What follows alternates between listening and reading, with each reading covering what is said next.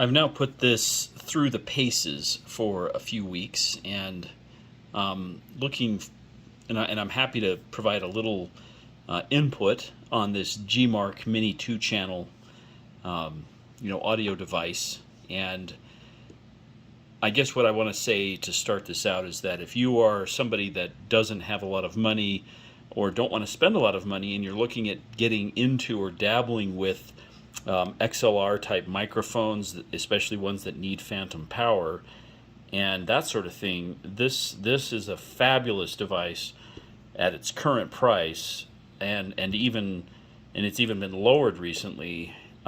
Despite some of the things I'm going to say and others have said, I'm going to give this 5 stars strictly because of its cost and for what it does that you just almost can't find. At least I don't think you can for this price. So first off, you have 2 XLR inputs, which is really nice by itself. So if you're going to be using a couple of microphones, a microphone and a guitar or other device, you can do that. You even have the high Z or high impedance option here for use with electric guitars and that sort of thing. You have a left and right output. You do need the 1/4 inch plugs, RCA jacks to be used with that, but that could be you could get an adapter to take that into anything.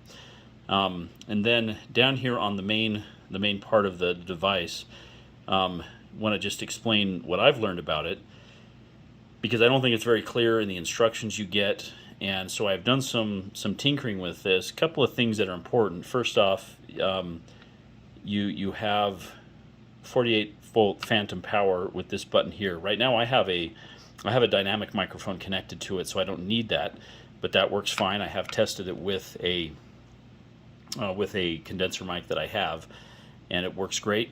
So you do have both of those options up here. Down here, these 2 buttons are kind of interesting. This is a stereo pan,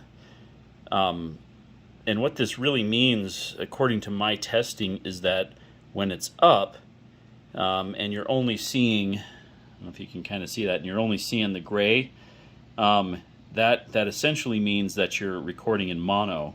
And when you push this down, you're recording in stereo. But what's interesting and what I'm happy with, especially for those of you who are trying to get into podcasting and so forth, is that a lot of these devices, even like some of the higher end ones that'll be for the same amount of control as this device, are going to cost you somewhere around $100 to $150. Those devices separate these 2 inputs as left and right stereo input, and don't have built into the device the option to just port it through as mono. But my experience is that even with just one microphone installed, I do receive audio mono audio that goes across both left and right, or stereo audio that goes across left and right. Because that's a nice thing, because if you only have one microphone and you just want to use this for Teams calls and so forth, some of these devices I have put through just left side audio or right side audio. And you have to run it through something else before it goes to some of your live production type things to make it mono or joint stereo. So this does this automatically. This little button right here, what this does is when this is up and you're only seeing and you're seeing the gray and the white right there, when that's up, you're recording only from the mic, only from these inputs. When it's down and it's connected to your PC, it'll actually pull the sound that's playing on your PC in addition to what you're saying. So that's a kind of a neat little feature, and I'm not aware of a lot of devices that have that built into it. This right here is just a 3.5 millimeter RCA. I assume it's a TRS jack for a small microphone that you have that would use that kind of a jack. Then for both of these channels, these 2 XLR inputs, you have gain control right here, level control. When I use a dynamic microphone, it has to be turned up really high. When I have a 48-volt phantom power condenser microphone installed, this would be blasting out my eardrums. It would be worthless. So that's important to know if you are into those different kinds of microphones. And then you have main output, which applies to these two outputs.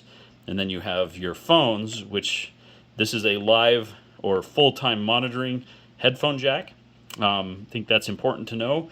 You can't turn that off, but this can be used as your computer sound card. So that's what I've been doing with it, and I've been happy with it.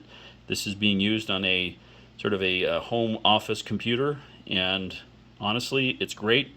Lastly, and I'll put this in my written review, I don't know why they advertise Bluetooth, because this is most decidedly not a Bluetooth device. Hope this is helpful.